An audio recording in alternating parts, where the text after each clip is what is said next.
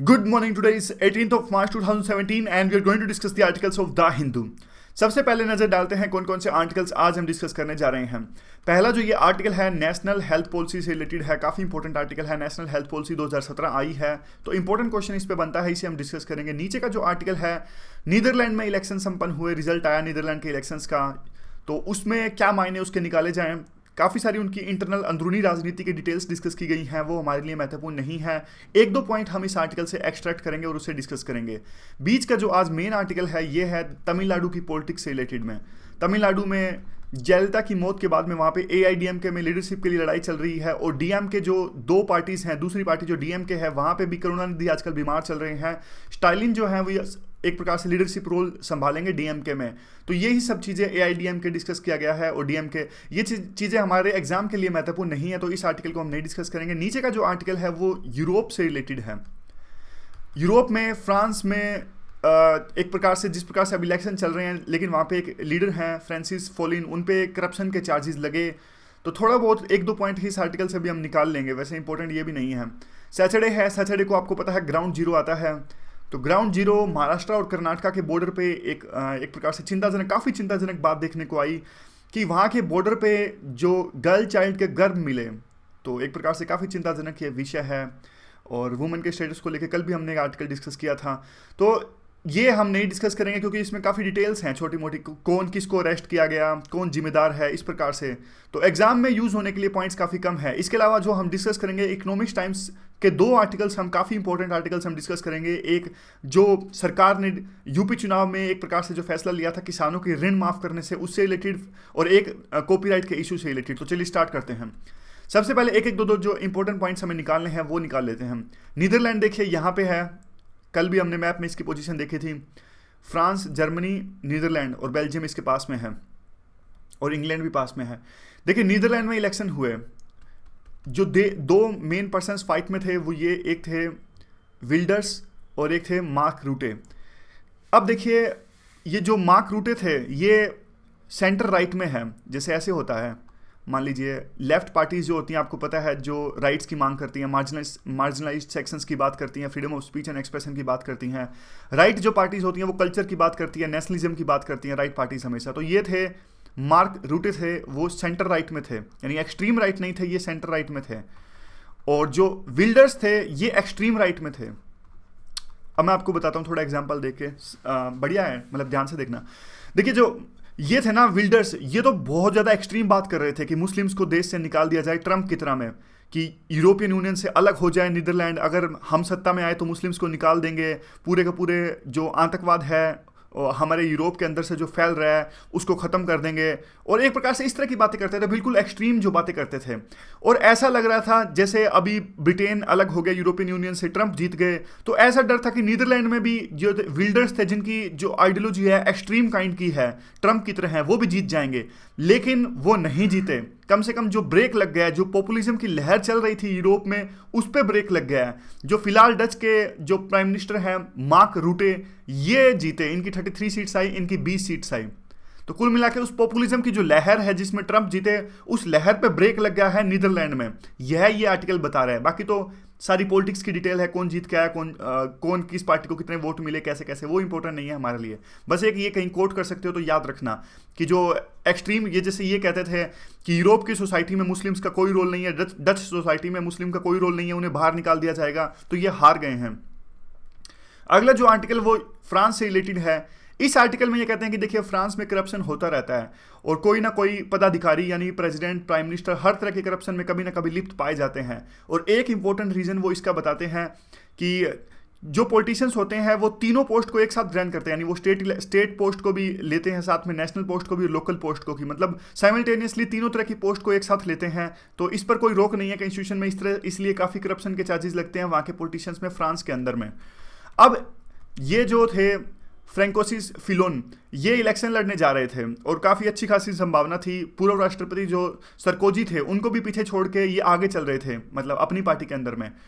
जो intra party democracy होती है ना वहाँ पे, तो अपनी पार्टी के जैसे अमेरिका में होती है कि पहले तो डेमोक्रेटिक पार्टी में प्रेसिडेंट पद का उम्मीदवार चुना जाएगा, ऐसे ही अपनी पार्टी के अंदर में इन्होंने सरकोजी को पीछे छोड़ दिया था। लेकिन इन पे अब करप्शन के चार्जेस लगे। इन पे यह चार्जेस लगे कि 1980 से लेकर 2013 तक जो पार्लियामेंट्री खर्चा होता है, यानी सरकार से जो खर्चा मिलता है, as a member of parliament जो खर्चा मिलता है, उसमें से इन्होंने अपनी वाइफ को सैलरी दी मुफ्त के नाम पे, मतलब कुछ किया ही नहीं इनकी वाइफ ने, एक प्रकार से कन्फ्लिक्ट ऑफ इंटरेस्ट, इस प्रकार के इन्होंने करप्शन किया। काफ़ी सालों तक ये करते रहे और बहुत नुकसान पहुंचा इससे जो फ्रांस का देश है उसको। तो इस तरह के चार्जेस इन पे लगे हैं।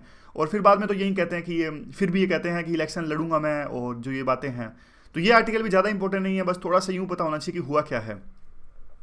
अब हम सबसे इंपॉर्टेंट आर्टिकल डिस्कस करने जा रहे हैं, हमारी national health policy 2017। Article discuss करने से पहले कुछ इंपॉर्टेंट पॉइंट्स हम डिस्कस करेंगे कि आखिरकार नेशनल हेल्थ पॉलिसी 2017 में कौन कौन से पॉइंट्स हैं। देखिए, जो सबसे पहले इंपॉर्टेंट पॉइंट आता है कि हमारी नेशनल हेल्थ पॉलिसी 2017 कहती है कि हेल्थ जो एक्सेस होनी चाहिए, यूनिवर्सल होनी चाहिए, इजीली एक्सेसिबल होनी चाहिए, अफोर्डेबल होनी चाहिए। ये सारी की सारी जो चीज़ें हैं वो होनी चाहिए, हेल्थ एक्सेस है जो। अब उसके लिए कहते हैं कि देखिए, जो हेल्थ केयर है, गैरिएटिक का मतलब होता है सीनियर सिटीजन्स के लिए, पैलिएटिव का मतलब होता है दर्द कम करने के लिए, रिहेबिलिटेटिव मतलब आपका जो डिजीज है वो रोग है जो क्योर किया जा चुका है, बाद में रिहेबिलिटेशन कैसे होगा। इन तीनों फैक्टर्स की तरफ ध्यान दिया जाएगा जो हेल्थ पॉलिसी अभी इन्होंने डिक्लेयर करी है। उसके अलावा हेल्थ कार्ड्स दिए जाएंगे सबको, यानी प्राइमरी हेल्थ केयर के एक्सेस करने के लिए सबको हेल्थ केयर कार्ड दिए जाएंगे मुफ्त में, कि जब वो किसी भी टाइम और बिना किसी एक प्रकार से फाइनेंशियल कंडीशन के आप ये इस प्रकार की प्राइमरी हेल्थ केयर है उसको एक्सेस कर सको। मुफ्त में दवाइयाँ दी जाएंगी और मुफ्त में टेस्ट किए जाएंगे। और इसके अलावा जैसे जन औषधि स्टोर्स आए थे, आपको याद होगा, जन औषधि स्टोर्स में क्या होता है, जो जेनरिक ड्रग्स होती हैं, जेनरिक ड्रग्स को बिल्कुल कम दामों में प्रोवाइड किया जाता है। स्टेट गवर्नमेंट जमीन प्रोवाइड करती है और जो सेंट्रल गवर्नमेंट की मिनिस्ट्री है, मिनिस्ट्री केमिकल्स एंड फर्टिलाइजर्स, वो ये जेनरिक ड्रग्स अवेलेबल करवाएगी जन औषधि स्टोर्स पर। तो ये भी सरकार ने ऑलरेडी ये स्कीम चला रखी है। और जेंडर वायलेंस के जो विक्टिम्स हैं, यानी जिनके खिलाफ में जेंडर डिस्क्रिमिनेशन किया गया है या फिर सेक्सुअल एक्सप्लॉयटेशन जैसी घटनाएं उनके साथ में हुई हैं, जो विक्टिम्स हैं, उनको तो बिल्कुल ही फ्री हेल्थ केयर प्रोवाइड किया जाएगा, पब्लिक सेक्टर के साथ साथ प्राइवेट सेक्टर में भी। तो एक तो ये है। और भी इसके इंपॉर्टेंट पॉइंट्स क्या है नेशनल हेल्थ पॉलिसी के, जो हेल्थ सर्विसेज प्रोवाइड की जाएंगी वो पेशेंट फोकस होंगी, यानी उनको एक प्रकार से बताया जाएगा, उनका राइट्स होगा कि सारी इंफॉर्मेशन उनके पास में हो कि किस प्रकार से इलाज उनका किया जा रहा है। यहाँ पे देखिए, right of patients to access information, हर तरह की इंफॉर्मेशन उनके पास में होनी चाहिए। National health care standard organization का निर्माण किया जाएगा जो एक प्रकार से स्टैंडर्ड्स मेंटेन करे प्राइवेट के साथ साथ पब्लिक सेक्टर में भी, यानी हेल्थ केयर के जो क्वालिटी होती है उसके स्टैंडर्ड्स मेंटेन करने के लिए एक national health care standards organisation का निर्माण किया जाएगा। उसके अलावा एक अलग से अगर मान लीजिए कस्टमर्स को, यानी जो विक्टिम्स हैं, रोगियों को अगर किसी प्रकार की नाराजगी है, किसी प्रकार की शिकायत है, तो उसके लिए शिकायतों का निपटारा करने के लिए एक अलग से मेडिकल ट्रिब्यूनल की स्थापना की जाएगी ताकि उनकी शिकायतों को लेकर स्पीडी रेजोल्यूशन हो सके। उसके अलावा ग्रेडिंग ऑफ इस्टेब्लिशमेंट्स, यानी जितने भी देखिए स्टैंडर्ड ट्रीटमेंट्स होती हैं, अगर इलाज किया जाता है तो उसके लिए एक स्टैंडर्ड्स बनाया जाएगा, एक गाइडलाइंस तैयार की जाएगी कि देखिए अगर मान लीजिए ये रोग है तो इस प्रकार की गाइडलाइंस को फॉलो करना है, ये स्टैंडर्ड्स होने चाहिए। तो ये भी है हमारी नेशनल हेल्थ पॉलिसी में, काफ़ी अच्छे पॉइंट्स हैं। अगर सीधा हेल्थ में अगर कोई क्वेश्चन आ जाए कि किस प्रकार से हेल्थ स्टैंडर्ड्स इंप्रूव कर सकते हैं, तो हम ये सारे पॉइंट्स बिल्कुल आसानी से लिख सकते हैं। आगे भी है थोड़ा। और इसके अलावा क्या हुआ है, देखिए दिक्कत यह है कि हमारे देश में जेनरिक ड्रग्स तो बहुत ज़्यादा प्रोड्यूस होती है। यूँ कहते हैं कि हमारा देश जो है जेनरिक ड्रग्स के मामले में एक प्रकार से स्टोर है पूरे वर्ल्ड का, लेकिन उसके लिए जो इंग्रेडिएंट्स होते हैं, यानी जेनरिक ड्रग्स बनाने के लिए जो इंग्रेडिएंट्स होते हैं, रॉ मटेरियल होता है, वो हमारे देश में उपलब्ध नहीं होता। उसको हम इंपोर्ट करते हैं, जिसको कहते हैं एक्टिव फार्मास्यूटिकल इंग्रेडिएंट, API। इसको हम चाइना वगैरह कंट्री से इंपोर्ट करते हैं। तो इसको भी हमारे देश में प्रोड्यूस करने के लिए सरकार स्पेशल ध्यान देगी और इंसेंटिवाइज करेगी लोकल मैन्युफैक्चरिंग को, लोकल मैन्युफैक्चरिंग जो यूनिट्स हैं उनको, कि आप इस प्रकार के जो एक्टिव फार्मास्यूटिकल इंग्रेडिएंट्स हैं आप अपने देश में ही प्रोड्यूस कीजिए और उसे बाहर से मत इंपोर्ट कीजिए चाइना जैसे कंट्रीज से। और इसके लिए सरकार काम करेगी कि जो कॉस्ट है वो भी कम हो जाए, जो इंडिजिनस मेडिकल टेक्नोलॉजी है और जो मेडिकल डिवाइसेस हैं, जैसे स्टंट्स का एक हमने इशू डिस्कस किया था कि स्टंट्स काफ़ी महंगे मिलते हैं। स्टंट्स वो चीज़ होती है जब हमारी वीन कमजोर पड़ जाती है तो एक प्रकार से मैश टाइप चीज़ होती है, स्टंट्स वीन के अंदर में लगा देते हैं ताकि ब्लड सर्कुलेशन जो अच्छे से हो सके। तो इसकी कमी हो गई थी तो बाद में एक प्रकार से सरकार ने काफ़ी डिसीजंस लिए थे कि कालाबाजारी इसकी रोकी जाए और उसके दाम एक प्रकार से लिमिट लगा दी थी कि इससे ज़्यादा आप दाम नहीं बढ़ा सकते, क्योंकि हार्ट के डिजीज से जो लोग पीड़ित होते हैं उनके लिए स्टंट्स काफ़ी महत्वपूर्ण होते हैं ये। तो उसके लिए यानी सरकार ने डिसीजन लिया कि इस हेल्थ पॉलिसी में जो मेडिकल डिवाइसेस हैं उसको सस्ता प्रोवाइड करवाएंगे, यानी जो लोग डिजीज से पीड़ित हैं उनको। उसके अलावा देखिए सरकार ने एक और जैसे डिसीजन लिया कि prime public health management cadre भी बनाया जाएगा। ये क्या करेगा, ये आउटकम देखेगा, यानी डिजीज की आउटकम देखेगा। जैसे मैं आपको एग्जांपल देता हूं, कई सारी चीजें आपस में जुड़ी होती हैं, जैसे सैनिटेशन है। मान लीजिए सैनिटेशन अगर अच्छी हो तो और काफ़ी सारी चीज़ें होंगी नहीं, जैसे मोर्बिडिटी होती है, बच्चों में मालन्यूट्रिशन के शिकार होते हैं, जैसे मोर्बिडिटी होती है, फिर ग्रोथ जो है वो रुक जाती है। तो सैनिटेशन अगर हमारा इंप्रूव्ड होगा तो बच्चों में वो सारी चीज़ें नहीं होगी, डायरिया नहीं होगा। तो ये सारी चीज़ें आपस में कनेक्टेड हैं, तो उसकी मैनेजमेंट देखने के लिए एक इंस्टीट्यूशन होना चाहिए, ताकि जो भी चीज़ें आपस में रिलेटेड हैं आउटकम आ सके। यानी टॉयलेट्स अगर ज़्यादा से ज़्यादा बनेंगे तो इन चीज़ों में कमी आएगी, तो आउटकम बेस्ड अप्रोच अपनाने की जरूरत है। उसके लिए सरकार एक अलग से पब्लिक हेल्थ मैनेजमेंट कैडर बना रही है। और उसके अलावा ये इंपॉर्टेंट है अर्ली डिटेक्शन के लिए, बजाय इसके कि देखिए आप बाद में यह देखो कि बाद में रोगों को रोकने के लिए, डिजीज को रोकने के लिए आप अपने उपाय करो, उससे अच्छा है कि पहले ही आप किसी प्रकार की प्रिवेंशन टेक्निक को अपनाओ। यानी चाइल्ड्स में अर्ली एज में ही आप आइडेंटिफाई कर लो कि ये बच्चा इस रोग से पीड़ित है, इसका उसी टाइम पर इलाज कर देना चाहिए, बजाय कि बड़े होकर उसमें वो जो इलाज है एक प्रकार से ज़्यादा बढ़ जाए, जो यानी डीज है वो ज़्यादा बढ़ जाए। इसलिए अर्ली केयर डिटेक्शन की तरफ ध्यान दो और उसको क्योर करने की तरफ ध्यान दो। बाद में सरकार यह भी कहती है कि जो बहुत सारे ऑप्शंस है, जैसे कि आयुष और योगा है, वैसे ऑप्शंस भी जो है रोगियों को अवेलेबल करवाए जाएं। तो ये सारे पॉइंट्स हैं। कुल मिला के 4 स्लाइड्स हमने डिस्कस करी, 4 में से 4 हैं, 16 पॉइंट्स हैं। 16 में से 7-8 भी लिख दिए तो भी काफ़ी इंपॉर्टेंट है, तो भी काफ़ी अच्छे मार्क्स आ जाएंगे। तो अब क्या है, मेनली द हिंदू वाले क्या कहते हैं, ये काफ़ी सारे चैलेंजेस बताते हैं कि नेशनल हेल्थ पॉलिसी को इम्प्लीमेंट करने में काफ़ी सारे चैलेंजेस हैं। यानी सरकार को काफ़ी दिक्कतें आएंगी कि अफोर्डेबल जो इलाज है वो उपलब्ध करवाया जा सके और क्वालिटी मेडिकल केयर उपलब्ध करवाया जा सके पीड़ितों को। उसके बाद में देखिए कहते हैं कि हमारे देश में जो पूरे दुनिया के जितने डिजीज़ हैं उसका 1/5 जो है हमारे देश में बर्डन है।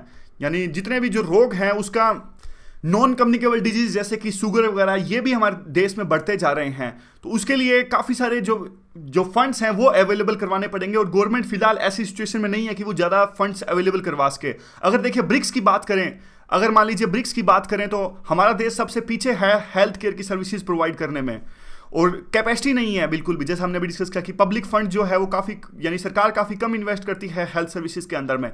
जो डॉक्टर्स हैं उसकी भी भारी कमी है। एक आंकड़े के अनुसार 2009 से 2015 के बीच में काफ़ी संख्या में हमने एमबीबीएस की सीट्स बढ़ाई। फिर भी अगर बात करें तो देखिए एलोपैथिक जो डॉक्टर्स हैं जो पब्लिक हॉस्पिटल्स में हैं वो सिर्फ 11.3% हैं रजिस्टर्ड डॉक्टर्स की अगर बात करें तो। रूरल एरियाज़ में यानी ग्रामीण इलाकों में तो वो और भी कम है, यानी डॉक्टर्स जाना नहीं चाहते ग्रामीण इलाकों में। उसके बाद में ये सजेशंस भी देते हैं। सजेशन में सबसे पहले ये कहते हैं कि जो फंडिंग है सबसे पहले तो वो इंक्रीज़ की जाए। फंडिंग आप इंक्रीज करोगे तो देखिए काफ़ी हद तक आप जो है दवाइयाँ सस्ते में अवेलेबल करवा सकते हो, और उसके अलावा जो डॉक्टर्स हैं वो भी तैयार हो जाएंगे रूरल इलाकों में जाने को। अगर अच्छी खासी सैलरी मिलेगी, कुछ इंसेंटिव्स मिलेंगे अगर रूरल इलाकों में जाके वो इलाज करें, यानी सर्विसेज दें। सेंट्रल गवर्नमेंट को अगर देखिए 2025 तक जो उनका टारगेट है कि जीडीपी यानी हेल्थ सेक्टर में जो जीडीपी है 2.5% होनी चाहिए, यानी 2.5% एक्सपेंडिचर हेल्थ में होना चाहिए जीडीपी का। अभी फिलहाल जो है ये 1.15% है। तो देखिए अगर बढ़ाना है इसको 1.15% से लेकर 2.5 तक ले जाना है तो स्टेट गवर्नमेंट्स का पार्टिसिपेशन भी काफ़ी जरूरी है। अकेले सेंट्रल गवर्नमेंट इसमें एक प्रकार से इस टारगेट को अचीव नहीं कर सकती, और डॉक्टर्स को भी संख्या है वो इंक्रीज करनी होगी जैसा हमने अभी डिस्कस किया, यानी और उनको रूरल इलाकों में ज़्यादा से ज़्यादा भेजने के लिए सरकार को कदम उठाने होंगे, क्योंकि वहाँ पे सबसे ज़्यादा जरूरत है। क्योंकि ग्रामीण इलाकों के जो लोग हैं उनको इलाज नहीं मिल पाता समय पे और काफ़ी दिक्कतों का सामना उनको करना पड़ता है। अगर रूरल इलाकों में डॉक्टर्स जाते हैं तो इन्फेंट मोर्टेलिटी रेट और मैटरनल मोर्टेलिटी रेट, ये जो चीज़ें हैं ये इन इंडिकेटर्स भी काफ़ी हद तक कर्व किया जा सकता है। क्योंकि देखिए अब इंस्टीट्यूशनलाइज्ड डिलीवरीज में काफ़ी सक्सेस प्राप्त की है हमारी कंट्री ने। पहले इंस्टीट्यूशनलाइज्ड डिलीवरीज नहीं होती थी, गाँव में डिलीवरी होती थी, लेकिन आजकल 80% जो डिलीवरीज होती हैं हॉस्पिटल्स में होती हैं। तो ये इस क्षेत्र में जो हमने सक्सेस हासिल करी है उसको आगे ले जाया जा सकता है। इन्फेंट मोर्टेलिटी रेट और मैटरनल मोर्टेलिटी रेट है उसको भी कम किया जा सकता है अगर डॉक्टर्स को, ट्रेन डॉक्टर्स को भेजा जाए रूरल इलाकों में। तो प्राइवेट सेक्टर का क्या रोल है, देखिए साफ साफ बात है कि जो पब्लिक सेक्टर है पूर्णतया एक प्रकार से सभी तरह की हेल्थ सर्विसेज प्रोवाइड करने में फिलहाल सक्षम नहीं है, तो प्राइवेट हॉस्पिटल्स का, प्राइवेट जो डॉक्टर्स हैं उनका सहयोग तो लेना ही होगा। लेकिन इसके साथ साथ हमें उनकी अकाउंटेबिलिटी भी इंश्योर करनी होगी, हमें क्वालिटी पे भी ध्यान देना होगा कि वो जो सर्विसेज प्रोवाइड कर रहे हैं क्या वो क्वालिटी वाली है या नहीं है, और सबसे महत्वपूर्ण क्या वो ज़्यादा पैसे तो नहीं ले रहे, यानी कॉस्ट पे भी सरकार को ध्यान देना होगा। इस तरफ भी रेगुलेशन की बहुत ज़्यादा ज़रूरत है। उसके अलावा इसके लिए क्या करना होगा, जैसे हेल्थ पॉलिसी में कहा, एक रेगुलेटरी और एक्रीडिटेशन एजेंसी बनानी होगी। जैसा हमने डिस्कस किया था ना कि हेल्थ पॉलिसी में कि स्टैंडर्ड्स यानी क्वालिटी स्टैंडर्ड्स मेंटेन करने के लिए एक एजेंसी बनाएंगे, तो उसी की ये बात कर रहे हैं, द हिंदू सजेशन में कह रहे हैं, और कि एक रेगुलेटरी और एक्रीडिटेशन एजेंसी बनानी चाहिए जो ये सब कुछ देखेगी नेशनल के साथ साथ स्टेट लेवल पे भी। जैसा कि एक प्लानिंग कमीशन के एक्सपर्ट्स ग्रुप ने कहा था 5 साल पहले, जो ये सब देखेगा कि जो प्राइवेट हॉस्पिटल्स में या फिर पब्लिक हॉस्पिटल्स में जिस प्रकार की सर्विसेज प्रोवाइड कर रहे हैं क्या वो क्वालिटी वाली है या नहीं है। क्योंकि देखिए काफ़ी बार ऐसा सामने आता है कि जो प्राइवेट डॉक्टर्स हैं उनको अगर पैसे देती है सरकार, या फिर पब्लिक हॉस्पिटल्स में भी बात करें तो काफ़ी अनएथिकल कॉमर्शियल एंटिटीज़ जो हैं वो उभर के आती हैं और बैकडोर से सरकार को नुकसान पहुंचाती है, और जो पब्लिक फंड्स हैं उनका मिस यूटिलाइजेशन होता है दोनों सेक्टर्स में, पब्लिक में भी और प्राइवेट में भी। काफ़ी बार ऐसा होता है, आप पूछोगे कि प्राइवेट सेक्टर में कैसे, कई बार ऐसा होता है कि कुछ चीज़ों के लिए सरकार अलग से उनको पैसा देती है। सरकार कहते हैं कि ठीक है, आप जैसे टीबी हो गया कि आप कम पैसे में इलाज उपलब्ध करवाइए और जितना खर्चा आपको आएगा वो हम देंगे, तो वो उसमें पैसों का मिस यूटिलाइजेशन होता है प्राइवेट सेक्टर के अंदर, जो पैसा सरकार देती है प्राइवेट सेक्टर को टीबी के इलाज के लिए। ये सिर्फ एक एग्जाम्पल है। वे फॉरवर्ड में क्या आता है, वे फॉरवर्ड में आता है कि सबसे पहले तो देखिए सेंट्रल गवर्नमेंट को एक रोबस्ट डेटा की आवश्यकता है। डेटा नहीं है, डेटा जब तक नहीं होगा तो सरकार कैसे अच्छे से कोई भी डिसीजन ले सकेगी कि किस चीज़ की कितनी आवश्यकता है। जो भी डेटा फिलहाल अवेलेबल है वो कुछ सैंपल सर्वेज के थ्रू और कुछ अलग अलग एजेंसीज के थ्रू हैं। इवन प्राइवेट सेक्टर है उसका डेटा तो सरकार के पास में होता ही नहीं है। जैसे अब कई बार हम बात करते हैं कि इतने टीबी के केस सामने आए, इतने अगर डायरिया के केस सामने आए, तो ये सब जो डेटा होता है अधिकतर पब्लिक हॉस्पिटल्स का होता है। प्राइवेट हॉस्पिटल्स होते हैं वो रिपोर्ट नहीं करते, वो डेटा जो सर्वे होता है उसमें पार्टिसिपेट नहीं करते, वो अपना डेटा उपलब्ध नहीं करवाते गवर्नमेंट के एजेंसीज हैं उनको। तो इसलिए डेटा कलेक्ट करने में, यूनिफाई करने में, रिकॉन्साइल करने में प्राइवेट सेक्टर्स का योगदान भी काफ़ी जरूरी है।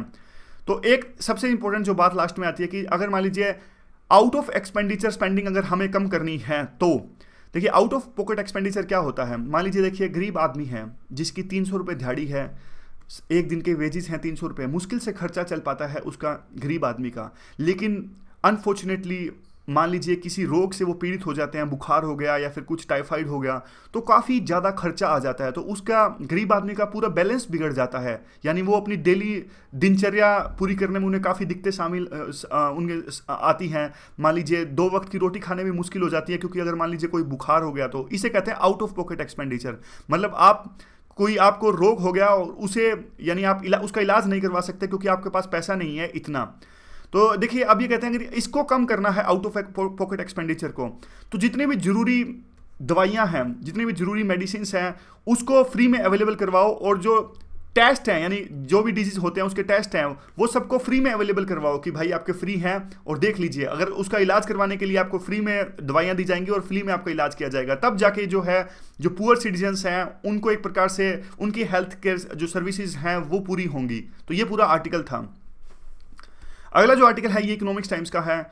देखिए एक केस सामने आया था, रामेश्वरी फोटोकॉपी सर्विस केस। ये क्या था, ये था देखिए, एक तरफ तो थे दिल्ली यूनिवर्सिटी ने एक कोर्स पैक बनाया, यानी कोर्स करिकुलम डिसाइड किया। उस कोर्स करिकुलम में काफ़ी सारा ऐसा मटेरियल था जो कि ऑक्सफोर्ड जैसी पब्लिकेशन की बुक्स का था, और दिल्ली यूनिवर्सिटी ने कहा कि देखिए ये आपका कोर्स करिकुलम है, बच्चों को कहा कि आप इसे फोटोस्टेट करवा लीजिए ऑक्सफोर्ड जैसी बुक से। तो अब जो पब्लिकेशन थी, पब्लिशर हो गए, ऑथर हो गए ये सारे, तो इन्होंने इस बात का विरोध किया। इन्होंने कहा कि दिल्ली यूनिवर्सिटी कैसे फोटोस्टेटेड जो मटेरियल है प्रोवाइड करवा सकती है बच्चों को, क्योंकि ये तो कॉपीराइट का हनन हो जाएगा। तो ये केस गया हाई कोर्ट के अंदर में। हाई कोर्ट ने एक प्रकार से फैसला दिया कि जो ये राइट टू फोटोकॉपी है ये इनके पास में है, स्टूडेंट्स के पास में, क्योंकि फेयर यूज़ के तहत में, फेयर यूज़ मतलब जो ये यूज हो रहा है, जो ये मटेरियल है ये एजुकेशन के तहत में यूज हो रहा है और बच्चों को यूज हो रहा है, और अभी अगर वो यूज नहीं होगा तो कैसे बच्चे शिक्षा प्राप्त करेंगे, इस प्रकार की बात कही हाई कोर्ट ने, और रिजेक्ट कर दिया केस पब्लिशर का और ऑथर्स का। तो अब इन्होंने, पब्लिशर्स और ऑथर्स ने पहले कहा था कि हम इस केस के खिलाफ में हाई कोर्ट में जाएंगे, सुप्रीम कोर्ट में जाएंगे, लेकिन अब उन्होंने फैसला किया है कि वो सुप्रीम कोर्ट में नहीं जाएंगे। तो एक प्रकार से ये आर्टिकल है उसी के बारे में ये लिखता है। आर्टिकल लिखता है कि देखिए अभी एक बार के लिए तो ये केस सेटल हो गया है, लेकिन अच्छे से इस केस को सेटल करना चाहिए, क्योंकि अगर नुकसान होगा पब्लिशर्स को, अगर नुकसान होगा ऑथर्स को, तो कल को तो कोई नई बुक लिखेगा भी नहीं इससे, तो इसलिए तो इनोवेशन नहीं आएगी, यानी एजुकेशन की जो एक्सीलेंस है वो आगे नहीं बढ़ पाएगी। तो सोल्यूशन कुछ ऐसा होना चाहिए कि एक बैलेंस लाइन स्थापित की जाए। तो वो बैलेंस लाइन क्या है वो अगली स्लाइड्स में हम देखते हैं। देखिए, पब्लिशर्स और जो ऑथर्स होते हैं वो बुक इसलिए छापते हैं क्योंकि उनको लगता है कि कुछ इंसेंटिव मिलेगा, चाहे वो पैसे के रूप में मान लीजिए या फिर रिस्पेक्ट के रूप में मान लीजिए, और फेयर यूज के तहत में वो कुछ ना कुछ फायदा अपना छोड़ने के लिए तैयार होते हैं, क्योंकि ये कॉपीराइट्स एक्ट में लिखा है। अगर उनको ऐसा लगता है पब्लिशर्स और ऑथर्स को कि मान लीजिए उनका जो मटेरियल है वो फेयर यूज के लिए यूज हो रहा है, तो वो अपना कुछ फायदा छोड़ने के लिए तैयार होते हैं। और अब देखिए, ये फेयर यूज होता क्या है, ये काफ़ी कंटेंटियस इशू है, काफ़ी एक प्रकार से डिस्प्यूटेबल ये हमेशा होता है कि क्या ये फेयर यूज के अंडर आता है, क्या ये फेयर यूज के अंडर नहीं आता है।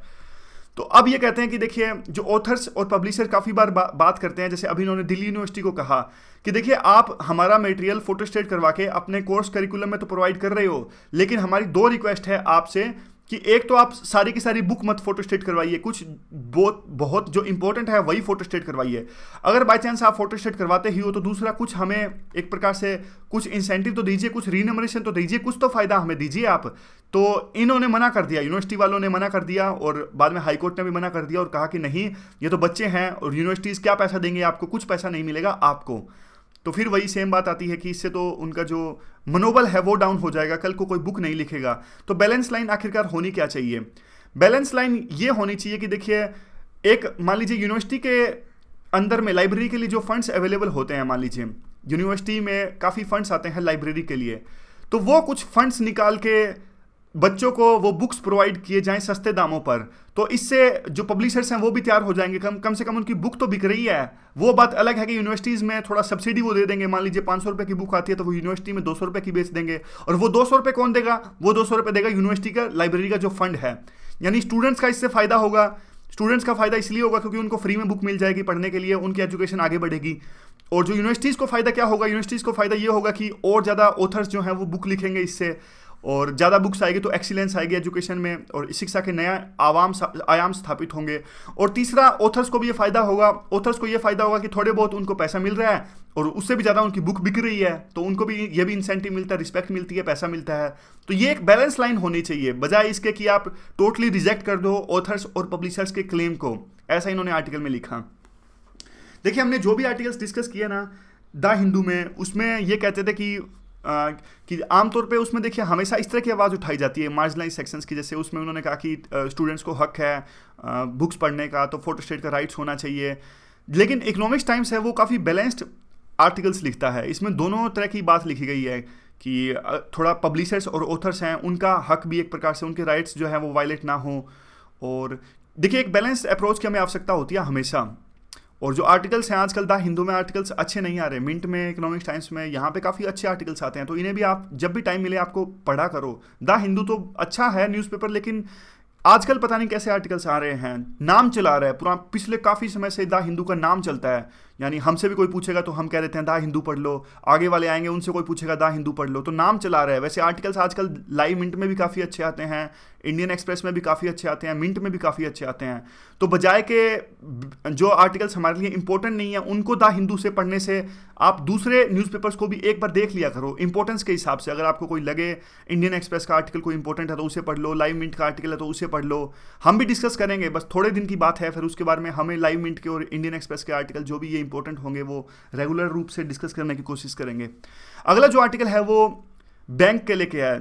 यूपी चुनाव में बीजेपी ने एक वादा किया कि अगर वो सत्ता में आए तो वो किसानों का जो ऋण है यानी ब्याज जो है वो माफ़ कर देंगे। तो अब एसबीआई की जो चेयरमैन है अरुंधति भट्टाचार्य, इन्होंने एक प्रकार से कंसर्न्स रेज किए हैं। उन्होंने कहा कि किसानों का ऋण इस तरह से माफ़ नहीं किया जाना चाहिए। ये कहते हैं कि ये बात बिल्कुल सही है, हमारे देश में एग्रेरियन डिस्ट्रेस है, एग्रेरियन क्राइसिस हैं, यानी किसानों की जो सिचुएशन है उसमें एलिवेशन होना चाहिए, अपलिफ्टमेंट होनी चाहिए उनकी पोजीशन में, और जिस प्रकार से उनके जो फसलों के सही दाम मिलने चाहिए। लेकिन ये कहते हैं ये तरीका नहीं है, लेकिन इस प्रकार से उनकी सिचुएशन इंप्रूव करने का ये तरीका जो है लोन माफ़ करने का वो बिल्कुल भी सही नहीं है, इससे काफ़ी नुकसान हो जाते हैं। It's not the best option. So what is the best option? ये कहते हैं कि काफ़ी डिसएडवांटेजेस हैं लोन माफ़ी के। एक तो एक क्रेडिट कल्चर का जो पूरा मैकेनिज्म है उसको ध्वस्त कर देता है। कैसे?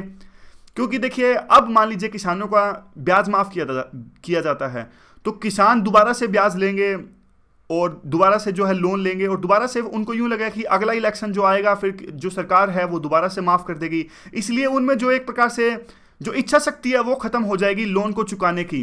तो ये बार बार जो पॉलिटिकल कल्चर है ये हमारे देश के लिए अच्छा नहीं है, और इससे जो डिफ़ॉल्ट रेट्स हैं उसमें काफ़ी भारी इजाफा होगा। और बैंक की जो बैलेंस शीट्स हैं, आप एक तरफ तो बार बार कहते हो नॉन परफॉर्मिंग एसेट है वो बढ़ रही है बैंक्स की, लेकिन इस प्रकार से जो कदम उठाएंगे तो उससे जो बैलेंस शीट्स है वो तो खराब होगी ही होगी, और जो लॉन्ग टर्म ग्रोथ है वो भी इफेक्ट होगी, क्योंकि अगर बैंक्स के पास में पैसा नहीं होगा तो वो बाकी जो कंपनीज हैं उसको कैसे देंगे, मैन्युफैक्चरिंग यूनिट्स को कैसे देंगे, उद्योग नहीं इस्टेब्लिश होंगे तो हमारे देश की ग्रोथ रेट है वो रुक जाएगी। और एक दूसरी बात ये सोच के देखिए ना, मान लिया कि जो लोग अपना ब्याज चुका देते हैं, जो लोन लिया था वो चुका देते हैं, तो वो तो मूर्ख हुए इस हिसाब से, तो यानी उन्होंने अपना टाइम पे अपना लोन चुका दिया, यानी वो तो मूर्ख हुए, बाकी जो थे वो फायदे में रह गए, यानी जिन्होंने लोन नहीं चुकाया वो ज़्यादा फायदे में रहे, वो ज़्यादा चालाक निकले, और उनको पनिश किया गया जिन्होंने टाइम पे अपना लोन चुका दिया।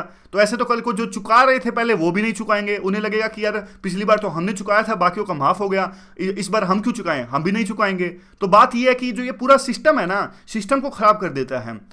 अगर मान लीजिए फिर भी पॉलिटिकल सिस्टम कहता ऐसा कि आपको किसानों के ऋण माफ करने ही हैं, तो सिस्टम ऐसा होना चाहिए कि जो सरकार है वो किसी फॉर्म में पैसा किसानों को दे, और किसान अपना अपना पैसा बैंक्स को दें, ताकि कम से कम यूं तो हो, बैंक्स की इमेज ना खराब हो, कि किसानों को यूं लगे कि भाई बैंक्स को तो देने ही देने पड़ेंगे पैसे, चाहे वो आप किससे लेके दे रहे हो, चाहे आप वो सरकार से लेके दे रहे हो। यानी अभी देखिए जब भी लोन वेवियर की बात होती है ना, ऐसे होता है सिस्टम, जो सरकार है वो बैंक्स को कह देती है कि जिस दिन किसानों का लोन लिया वो माफ़ कर दो, यानी किसानों को चुकाना नहीं पड़ेगा। ये कह रहे हैं कि नहीं, ऐसा नहीं होना चाहिए, जो गवर्नमेंट है वो किसानों को दे और किसान जो है, फार्मर्स जो हैं वो बैंक्स को दें। तो इस प्रकार से कुछ सिस्टम होना चाहिए, अगर हर हाल में मान लीजिए सरकार को ऐसा करना ही है तो। अब ये कहते हैं कि देखिए दूसरे स्टेट्स भी करेंगे ऐसा। अब सरकार ने क्या कहा कि यूपी में किसानों को ऋण जो है वो माफ़ किया जाएगा। अब दूसरे स्टेट मान लीजिए महाराष्ट्र में भी काफ़ी विदर्भ में किसानों ने सुसाइड किया, गुजरात में, तमिलनाडु में, हर जगह में किसानों के जो सिचुएशन है काफ़ी अच्छी नहीं है। तो ये स्टेट भी मांग करेंगे कि आप यूपी के किसानों को क्यों ऋण माफ़ कर रहे हो, हमारा भी जो आप ब्याज है वो भी माफ़ कीजिए। तो एक प्रकार से जो डोमिनो इफेक्ट जो होता है वो चलेगा। और अगर सभी स्टेट्स ऐसा करने लगे तो बैंक्स का जो फाइनेंशियल, यानी एक तो देखिए हम फाइनेंशियल सेक्टर जो रिफॉर्म्स लाने जा रहे थे उसका जो एक ग्रोथ है वो रुक जाएगा, पूरा जो एक प्रकार से हमने प्रोसेस चला रखी थी वो खराब हो जाएगी। दूसरा, जो बैंक्स को कंपनसेट कौन करेगा? तो अब देखिए मान लीजिए एक तरफ अगर ये पैसे को एक तरफ आप मान भी लीजिए कि सरकार वो पैसे दे रही है, तो बैंक्स को कुछ लेना देना नहीं है, बैंक्स को अपना पैसा मिल जाएगा। लेकिन मान लीजिए सरकार पैसा दे रही है तो वही सरकार पैसा कहीं और भी तो यूज कर सकती थी। मान लीजिए किसानों के ब्याज माफ करवाने के लिए सरकार ने पैसा दिया बैंक्स को, अगर वही पैसा सरकार इंफ्रास्ट्रक्चर इंप्रूव करने के लिए यूज करती या फिर किसी और काम के लिए यूज करती तो हमारे देश में ग्रोथ रेट है वो ज्यादा अच्छी होती। अब बात यह है कि जो ये आर्टिकल है ये नहीं कहता कि किसानों को पैसा नहीं देना चाहिए, किसानों की सिचुएशन में इंप्रूवमेंट नहीं होनी चाहिए। ये कहते हैं कि देखिए अगर किसानों की सिचुएशन को आपको इंप्रूव करना है तो लॉन्ग टर्म सॉल्यूशन है वो कि एग्रेरियन डिस्ट्रेस को आपको कम करना है, तो उनकी जो फार्म इनकम है, जो फायदा होता है किसानों को, वो अच्छा खासा फायदा उनको होना चाहिए। खेती जो है वो प्रॉफिटेबल जो प्रोफेशन है वो होना चाहिए। इसके लिए सरकार को कदम उठाने चाहिए। उसके लिए क्या करना चाहिए सरकार को? उसके लिए देखिए आप इरिगेशन में इन्वेस्टमेंट करो, रूरल रोड्स हैं उनको आप इंप्रूव करो, ज़्यादा से ज़्यादा रोड्स हैं वो बनवाओ ताकि किसान मंडी तक अपनी फसल जो है ले जा सके आसानी से और उसको उचित दामों में बेच सके। जो नेशनल एग्रीकल्चर मार्केट है इंटरनेट से कनेक्ट होकर उसको आप जल्द से जल्द इस्टेब्लिश करो ताकि किसान जो है अपने डायरेक्ट जो अपनी फसल है कस्टमर्स को बेच सकें। और जो भी बैरियर्स हैं किसानों की इनकम में उसको रिमूव करें। कोई भी बैरियर हो, मान लीजिए चाहे वो APMC का एक्ट हो या फिर अगर मान लीजिए नेचर भी रास्ते में आती है तो उनको प्रॉपर इंश्योरेंस प्रोवाइड किया जाए। यानी अगर किसान जो है अच्छे से उनको अपनी फसल के उचित दाम मिलेगा, जो खेती है वो लाभदायक होगी, तो ऐसी एग्रेरियन डिस्ट्रेस जैसी सिचुएशन आएगी नहीं और लोन माफ करने जैसा पॉइंट आएगा ही नहीं। और फिर किसान पेट्रोनेज के लिए एक प्रकार से सोचना भी छोड़ देंगे। उन्हें जरूरत ही नहीं पड़ेगी कि इस प्रकार से वो पॉलिटिकल जो पार्टीज हैं उनको कहें कि हमारे जो ऋण है वो माफ कर दें। तो ये पूरा आर्टिकल था इकोनॉमिक्स टाइम्स का, ये भी काफ़ी अच्छा एक आर्टिकल था। तो अब आज सैटरडे है और कल संडे है। संडे को फिर से हम कल रिवीजन नहीं डिस्कस करेंगे, 2-3 हफ्ते बाद जैसा हमने कहा था कि फिर से हम रिवीजन स्टार्ट करेंगे। तो आज के डिस्कशन में बस इतना ही। Thank you very much for discussion.